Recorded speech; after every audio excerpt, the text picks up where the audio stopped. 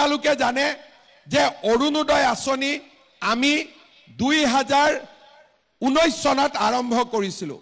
প্ৰথম 830 টকা দিছিলোঁ আৰু 20 লাখ পৰিয়ালক আমি দিছিলোঁ। তাৰ পিছত চৰকাৰ আহিলে, প্ৰথমতে 1000 আৰু কোভিডৰ কাৰণে 250 টকা যোগ কৰি আমি 1250 টকা দিলোঁ। কোভিড শেষ হৈ গ'ল, কিন্তু কোভিডৰ টকাটো এতিয়াও আমি কাটা নাই, যেনেকৈ আছিল তেনেকৈ থাকিলে। তাৰ পিছত আমি কি কৰিলোঁ, 20 লাখৰ পৰা 27 লাখ পৰিয়ালক আমি অৰুণোদয় দিলোঁ। এইবাৰ এই যিটো অৰুণোদয় পষেক চলি আছে, এই পষেকত আমি অৰুণোদয় পোৱা মানুহৰ সংখ্যা 27 লাখৰ পৰা পোনে পোনে 40 লাখলৈকে আমি বৃদ্ধি কৰিম।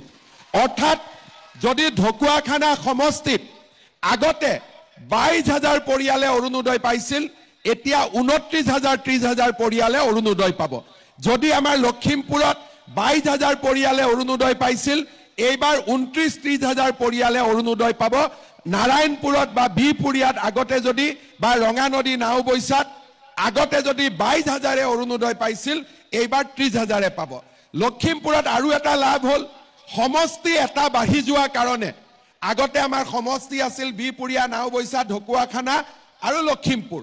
এতিয়া লগত ৰঙানদী সমষ্টি নতুনকৈ সৃষ্টি হোৱাৰ কাৰণে এডিশ্যনেলি আৰু 30,000 নতুন বেনিফিচিয়াৰী লখিমপুৰ জিলাত আহি যাব।